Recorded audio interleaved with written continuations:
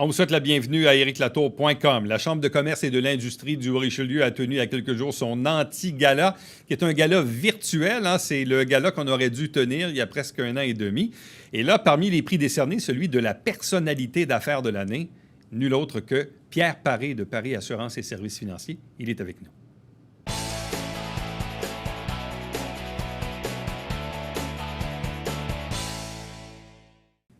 La Chambre de commerce et de l'industrie du Haut-Richelieu a décerné le prix de sa personnalité d'affaires de l'année à Pierre Paré de Paré Assurance et Services financiers. Bonjour, bienvenue. Et surtout, félicitations. Merci, Eric. Bon, c'est une année particulière, évidemment, avec la pandémie, d'une part, parce que la Chambre, normalement, tient son gala en présentiel devant 700-800 personnes au Collège militaire. Ça devait se faire au mois d'avril l'année passée, mais là, on l'a repoussé pour se rendre compte, finalement, qu'on ne pourrait jamais le tenir. Ils ont transféré ça dans une espèce d'anti-gala version virtuelle, animée par Anouk Meunier. Et puis là, dans le fond, c'est de cette façon-là qu'on a su que Pierre Paré était la personnalité d'affaires de l'année. Comment ça s'est passé? La réaction? Écoute, c'est la grande surprise. Ça fait 18 mois que tu me parles de la pandémie, là. Mais ça fait 18 mois qu'on est en préparation de cet événement-là, mais pas parce que j'étais la personnalité de l'année, parce que ma fille était la personnalité de l'année. Et Michel Milot m'a joué la game tout le long, OK, en m'invitant au restaurant, réservant ma date, le kit, en parlant de 2020, pour qu'il y aurait un prix spécial pour ma fille, puis tout ça. Puis j'étais bien heureux pour elle. Puis, écoute... Mais ça fait combien de temps que ça dure, ça? Ça fait 18 mois. Ça fait 18 mois qu'on vous joue la comédie. Oui. Qu'on vous a frémé. Oui. Puis moi, que je joue la comédie, de ne pas le dire à ma fille. Tu sais, c'est... Ah, ça, c'est trop drôle. OK? Et c'est encore plus drôle parce que tous les gens qui ont été interviewés, ça n'a jamais sorti. Et c'est des gens que je côtoie régulièrement. Oui, parce que dans votre vidéo hommage, il y a plusieurs personnes qui témoignent. Oui. Et donc, des gens qui le savaient depuis un sacré bout de temps. Là. C'est évident. Donc, le secret, c'est ça demeurer bien gardé. Ça n'a jamais sorti. Mais vous, dans votre tête, c'est parce qu'on allait honorer votre fille, puis dans le fond, c'était un peu le truc pour vous amener dans le sillon. Là. Mais là, à quel moment vous avez compris que c'était vous, la personnalité de l'année? Quand ils m'ont invité, Anouk Meunier, ma fille était là, quand je suis allé avec mon tournage, là, chez l'Audium, dans le studio. Oui, chez Berger, l'Audium, ouais. OK. Puis là, on me prépare le petit micro, puis là, je m'en vais en avant, puis là, on me place là, puis je vois ma fille, puis Anouk, puis ma femme qui est là. Je dis, bon, ben c'est parfait, ben moi, toujours dans le but, quand c'est ma fille. Et là, il commence en me montrant le vidéo que j'ai faite pour ma fille il y a 18 mois. Okay. Et là, ma fille arrive et elle parle dans la vidéo. Là, ça ne comprends pas. Là, je dis, pourquoi qu'elle parle? Là, puis là, elle me conte l'histoire. Puis là, j'ai dit, c'est moi. Il arrive quoi? Jusqu'à ce moment-là. C'est un frisson dans le dos, c'est une émotion. Ah, c'est une belle émotion. Une belle émotion. D'ailleurs, ceux qui ont regardé la vidéo, tout le monde pleure, tout le monde se passait le Kleenex ce moment là. C'était vraiment émotif parce que j'avais pas pu voir venir ça. Parce que j'étais très content pour ma fille. Puis je me disais, si ça arrive à ma fille, bien, ça fait partie de la famille. Donc, ça serait ma fille, c'est parfait, là. Moi, je suis bien content. Mais j'ai jamais eu d'idée que ça pourrait être moi, là. Tu sais, je veux dire, au contraire, tu sais, non? Donc, mais c'est une belle opportunité. C'est une belle reconnaissance du milieu, de la Chambre de commerce, du comité de sélection qui m'ont élu là. Écoute, je ne m'attendais pas à ça. Ouais. Est-ce que vous savez, est-ce que vous comprenez, est-ce qu'on vous a expliqué pourquoi on vous a choisi, vous, cette année? On m'a seulement dit, j'ai posé la question à Michel Milot, le directeur général, puis il y a une liste de gens qui font partie que le comité de 5-6 personnes étudie. Puis il y a une panoplie de questions pour en arriver là. Et celui qui a le plus d'atouts, arrive là. C'est ça que j'ai compris. En même temps, la Paré Assurance, c'est une histoire de famille, oui, qui remonte à très, très loin, à votre père. Oui, ça fait 66 ans cette année. C'est quoi l'histoire de la compagnie? L'histoire de la compagnie, ça vient de mon père, un petit gars de Québec, région Honfleur, comté de Bellechasse, qui est un un ancien directeur de banque, de la Banque nationale, qui est établi à Montréal, qui a eu la chance de rencontrer pas ma femme, mais ma mère à Saint-Anne-sur-Richelieu, qui demeure à Saint-Anne-sur-Richelieu. De là, il décide de partir en carrière dans le domaine de l'assurance parce qu'un de mes oncles qui travaillait avec la sauvegarde à l'époque lui dit, Émilien, tu devrais t'en venir en assurance. Mon père avait toujours dit, jamais je fais d'assurance. Puis quand on dit jamais, il faut vraiment dire le mot jamais. Ouais. Mon père avait toujours dit, jamais je fais d'assurance. Jusqu'au jour où, comme mon oncle a montré un slip de commission en assurance vie qu'il avait fait pour assurer un bébé, et c'était plus que sa paye qu'il faisait par semaine à la banque. Là, il a changé d'idée. Et c'est là qu'a clenché. Alors, mon père s'est marié en 54, je suis né en 55. Mon père est parti en 55 dans les services financiers. Puis, ça fait 66 ans aujourd'hui. Mais au début, on vendait quoi? Principalement de l'assurance vie ou on a diversifié par la suite?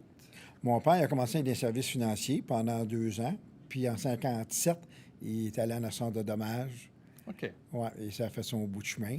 Alors, papa, il était sur la rue Cousin à Saint-Jean, en appartement, pendant 3 ans, de 57 à 60. Puis en 1960, il est allé au 125 avenue Bessette à Iberville, pignon sur rue. Première maison qui se bâtissait de ce côté-là. Il y en avait 3 l'autre bord. Aujourd'hui, on ne parle plus de la même chose d'Iberville. Et le bureau a pris son expansion là.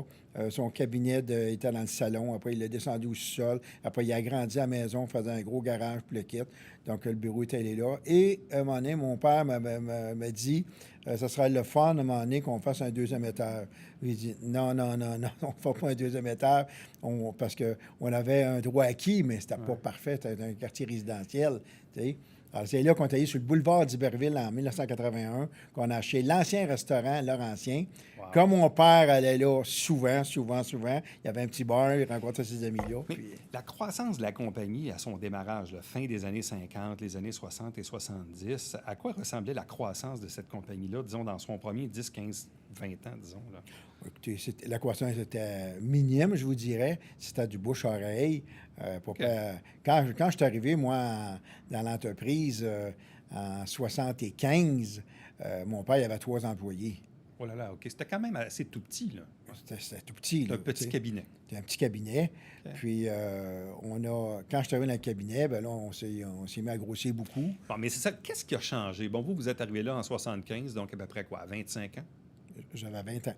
20 ans même? Ouais, Oui, c'est vrai, 20 ans, j'avais excusez. 20 ans. 20 ans. Puis là, qu'est-ce qui fait que vous avez décidé de vous impliquer dans l'entreprise familiale? Vous auriez pu décider de faire d'autres choses de votre vie. Pourquoi vous avez décidé de vous impliquer dans la compagnie?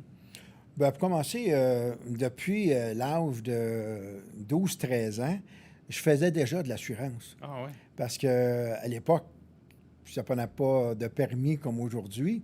Puis mon père m'avait monté 2 livres d'auto. OK? Intact, quoi, le groupe commerce, anciennement, et la Laurentienne. Puis je faisais des taux en auto et en habitation.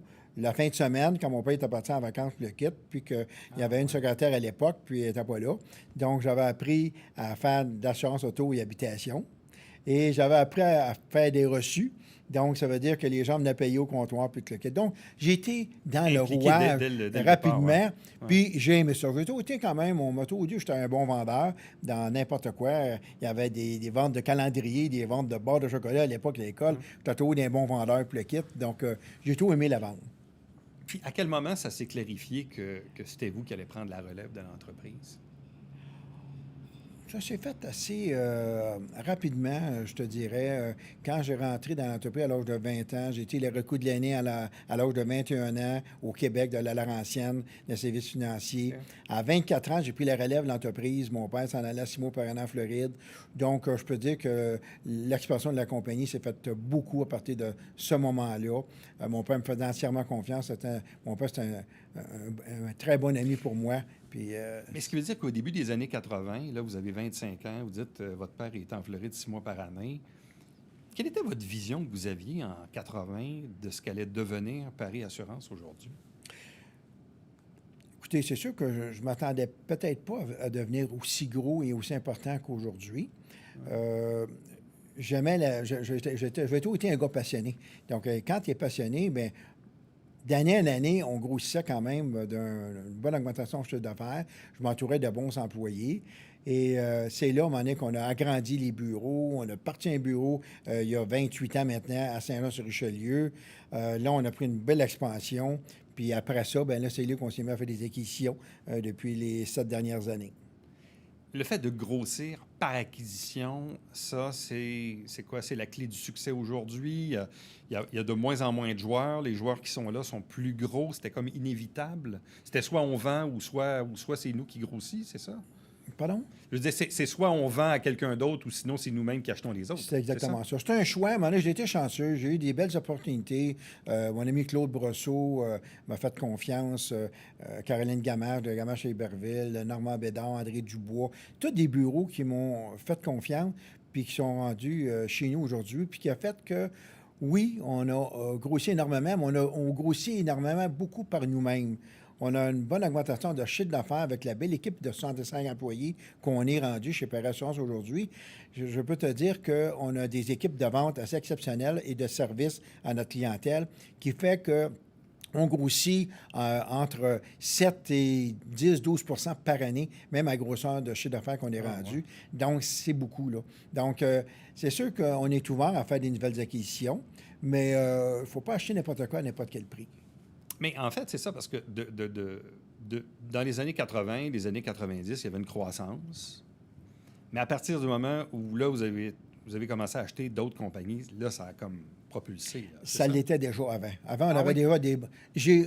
Depuis les 30 dernières années, on a toujours augmenté en moyenne de 10-12 % par année. Ah ouais. Tout le temps. Même Tout le avant temps, les tout le temps. acquisitions? Ah oui, tout le temps, tout Puis le vous temps. l'attribuez à quoi, ça? Parce qu'il y a de la compétition quand même. Là. La compétition, je dirais notre agressivité, notre marketing. On cogne aux portes partout. On a des plans d'association. On est reconnu, puis on travaille fort. Jusqu'à l'âge de 50 ans, j'ai travaillé 80 heures par semaine. Aujourd'hui, j'en travaille encore facilement 45-50 heures par semaine. J'essaie de faire du 4 jours. J'ai réussi à faire plus de 4 jours avec mon camping l'été. Mais mettons que c'est mon prochain défi, de faire du 4 jours tout le temps maintenant. C'est ça que je voudrais faire. Mais vous dites, on était quoi? Plus agressif, plus présent? Créatif. Créatif? Oui, créatif. Oui. Puis on l'est encore aujourd'hui parce que ma fille Marie-France, qui me relève l'entreprise, qui est associée avec moi, elle a des très belles idées et c'était une fille de marketing, elle a une belle vision. Mais dans l'assurance, là, tout le monde vend à peu près les mêmes produits. Oui. Qu'est-ce qui fait la différence d'un cabinet à l'autre? Bien, je te dirais le nombre d'assureurs avec qui tu fais affaire qui fait en sorte que tu peux vraiment magasiner pour ton client. Ça a toujours été... C'est ça l'affaire, OK. Pour nous, là, par assurance, c'est un vrai courtier. Alors, nous, on magasine nos clients, puis autant dans le service à la clientèle, on ne laisse jamais un client tomber. Jamais, jamais, jamais. On trouve toujours une porte de sortie pour le sortir de Donc, son le fait d'être impasse. plus gros permet d'avoir une meilleure marge de manœuvre quand Oui. vient le temps de négocier avec les intacts uniques de ce monde-là. Le fait des acquisitions, là, c'était un des plus beaux coups que j'ai fait dans ma vie. Puis j'ai commencé tard, j'avais 58 ans quand j'ai commencé à faire des acquisitions. Mais c'est ça fait pas si longtemps que ça. Non. Mais est-ce qu'il y avait une part de risque? Il y a quand même de l'investissement là-dedans.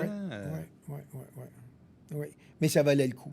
Ça valait le coup pour commencer parce que j'ai eu beaucoup de bons employés qui se sont ajoutés à notre équipe déjà qu'on avait. Comment avez-vous réussi à faire face là, au Bel Air direct de ce monde? Je dis Bel Air, mais il y en a d'autres, là, ces espèces de compagnies. On voit les pubs à la télé, là, genre sur votre application, en 5 minutes, là, vous avez votre soumission. Genre, là. Bon, Oui. il y a du marketing là-dedans. Là.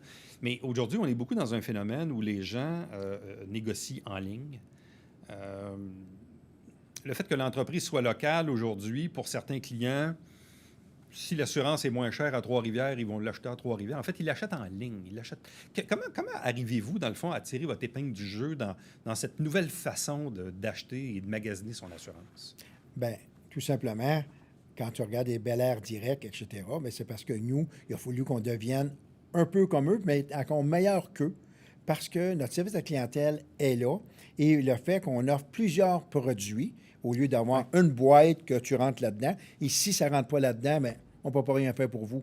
Et surtout, quand il arrive des renouvellements qui font des grosses hausses de taux, OK, bien nous, à ce moment-là, on est capable de magasiner notre client, tandis qu'eux autres, ça reste leur taux, puis ils ne peuvent pas rien faire. Alors, OK. c'est ça qui nous fait différencier. Service à la clientèle, C'est un beau service rajouté. Et on a un département aussi de réclamation qui est très important, qu'on a depuis plus de 25 ans dans notre bureau, qui fait en sorte que chaque client qui a une réclamation, on a une personne, même on a une équipe de 3 personnes qui font le suivi pour trouver le bon règlement pour notre client. Bon. Là, on parle beaucoup de l'entreprise, mais Pierre Paré, l'homme, au-delà de la business, toujours impliqué dans 42 000 affaires, président d'honneur de ci, puis de ça. Puis on voyait même dans la vidéo des gens qui vous ont rendu hommage. Ils disent, Pierre, avant de parler business, il va nous demander comment ça va, comment vont tes enfants, comment va ta femme, comment... Tu sais.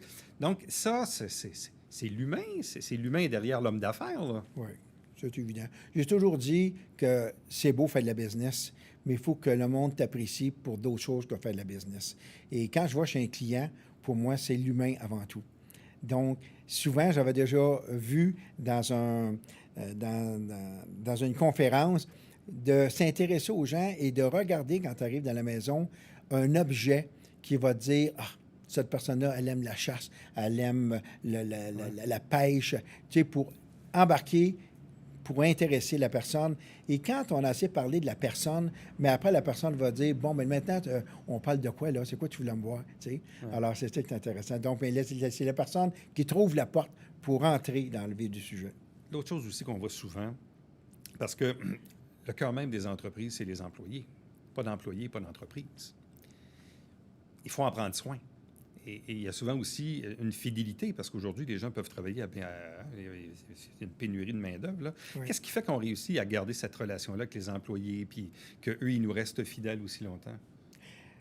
Dans l'entreprise, il faut que les gens se lèvent la matin, qu'ils aient le goût de travailler. Il faut avoir du fun dans l'entreprise. C'est pas juste de travailler, m'en puis ça, c'est révolu. Je crois que c'est un tout. Alors, les gens qui travaillent pour nous, puis les nouveaux qui arrivent chez nous, ils viennent parce qu'ils vont voir notre site Internet, ils vont voir notre Facebook, puis on dit, chez Paré Assurance, on a du plaisir à travailler. Et c'est un esprit d'équipe.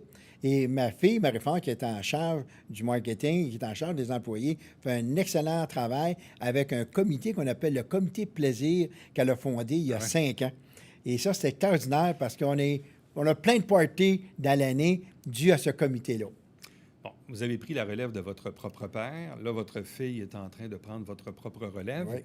Comment vous voyez ça, là, dans 5 ans, 10 ans, 20 ans? Vous allez rester impliqué un petit peu, beaucoup, pas beaucoup? Avez-vous pensé à ça? De quitter quoi? Tu veux dire? Bien, c'est-à-dire, vous dites, avant, je travaillais 80 heures par semaine. À cette heure, j'en travaille 50. Bon, bien là, dans 3 ans, ça va être quoi, 40? Bien sûr que j'aspire à baisser à 3 jours par semaine. Ça, c'est quand? Mais, pardon? C'est dans combien de temps? Écoute, j'ai 66. Je me donne encore un bon 2-3 ans là, pour vraiment là, que tout soit parfait, pour que je puisse juste après avoir... J'ai du plaisir dans l'entreprise, mais qu'il me reste juste ça, à regarder des opportunités d'affaires, des choses comme ça, pour appuyer ma fille, comme on fait actuellement, mais être moins sur le terrain. OK? Que je puisse trouver la bonne personne ressource que moi être capable encore d'appuyer, puis d'aller voir aussi mes clients. D'accord? Parce que j'ai des bons clients fidèles depuis 40-50 ans. Donc, on ne les laisse pas tomber comme ça. Donc, pour moi, c'est important de trouver la bonne personne pour s'occuper de mes clients. Puis, seconder ma fille, puis seconder mon conseil d'administration, seconder mes conseils de direction. On a une super de belle équipe, mais je veux dire, à tous les jours, nos gens se parlent par différents comités. Puis, naturellement, tous les mois, tout le monde se parle, comité de direction, et tout le monde se partage à un moment donné leurs idées. Parce que si on se fait américain tous les 3 mois, il y a un problème, il est rendu trop tard, l'année est finie. Donc, c'est au quotidien qu'il faut régler les affaires pour aller plus vite. Mais donc, votre propre relève, vous y pensez constamment. C'est-à-dire que pour vous, graduellement, ça doit se faire, mais ça doit se faire tranquillement, à petite dose, sans bousculer. Oui. Puis vous-même gardez votre plaisir parce que, de ce que je comprends, je ne vous vois pas inactif, là. Non. Je suis très actif, mais ça ne me force pas. Parce que j'ai la santé, puis j'ai la passion. L'un ne va pas sans l'autre. Alors, quand tu as les deux, bien, tu as tout le goût. Quand je me lève le matin, je te l'ai déjà dit d'ailleurs, je me sens comme un gars de 20 ans. Quand je me regarde dans le miroir, dans la chambre de bain, là, je me dis, j'ai un peu de rattrapage à faire. Mais quand je me lève, je me sens encore accro. Donc ça, je pense que c'est une belle force que j'ai, que je suis chanceux d'avoir. Puis naturellement, si j'ai le goût d'être comme ça, c'est parce que j'ai une belle gang alentour de moi. J'ai des bons employés. Et quand je me promène dans les 4 succursales, j'ai toujours du plaisir de rencontrer mes gens. Alors, c'est ça qui me donne le goût d'aller plus loin, puis de créer d'autres belles aventures. C'est quoi l'importance d'être impliqué dans sa communauté, d'être actif comme vous l'êtes? Je parlais tantôt des différentes causes que vous avez épaulées au fil des ans. En quoi c'est important, ça? Je pense que pour moi, ce qui est important, là, c'est toujours de donner au suivant, de partager son expérience, OK? D'être un mentor, quelque part, pour aider les gens, les faire avancer plus loin. C'est ça qui nous tient. Le jour que tu es dans une entreprise et que tu sens que tu n'apportes plus rien, débarque, sors de là. OK? Il faut que quand tu embarques dans quelque chose, tu n'es pas juste là pour être assis. Il faut que ça marche. Il faut que tu amènes tes idées. Puis il faut que les gens aient confiance dans tes idées. C'est là que ça avance. Puis jusqu'à date, bien, le regroupement de personnes handicapées m'a bien aidé dans ma vie. C'était un bel libre-échange.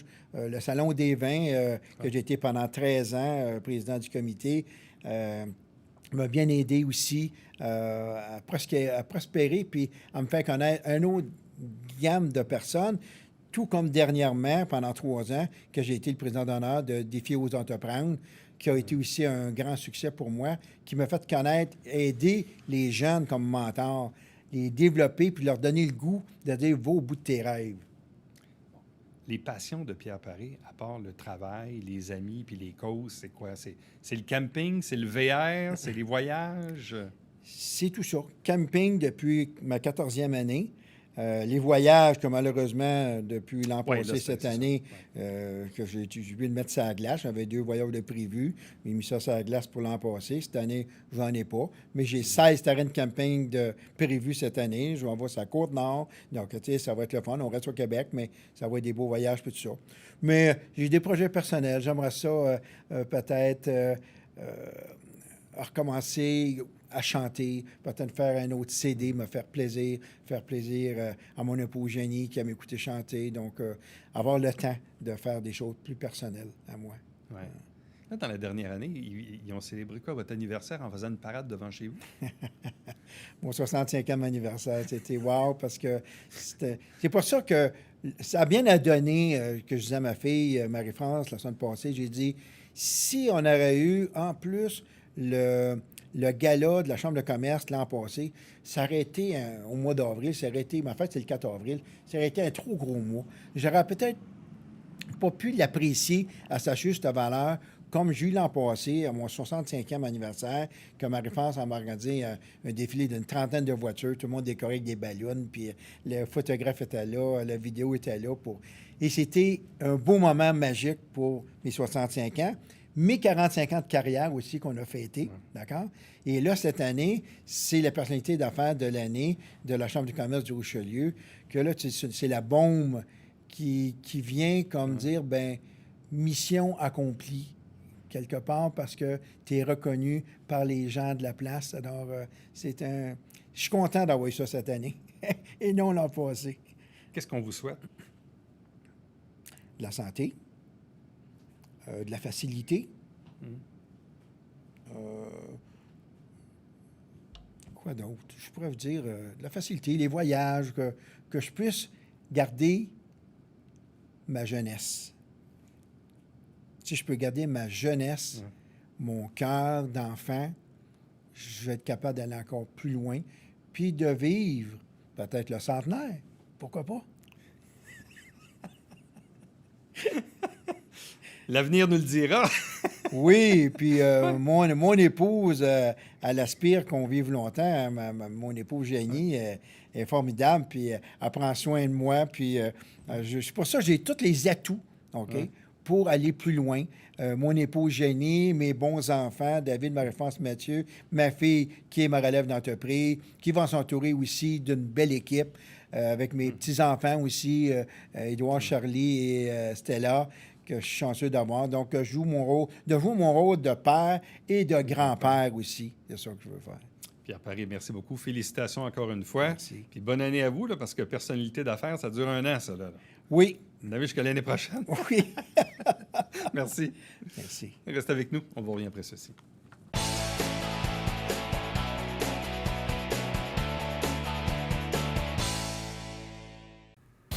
Salut, ici Alexandre Baudouin. Et François Trépanier. François, cette semaine à Sport Express, on surfe. Oui, du côté de Sainte-Anne-de-Sabrevois avec EcoSurf Canada, Tommy Goyette. Et en deuxième partie, Une Macédoine sportive. William Julien. Manquez pas ça.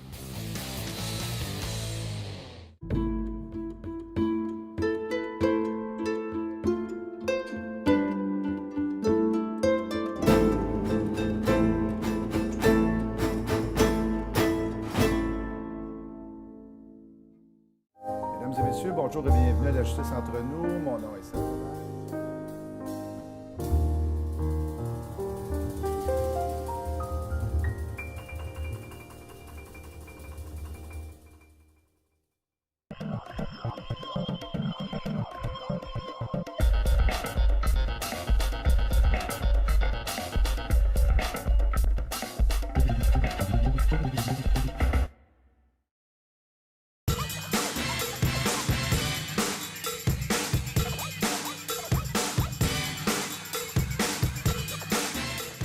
Dimanche, 9h30, Télé Bingo, on vous attend.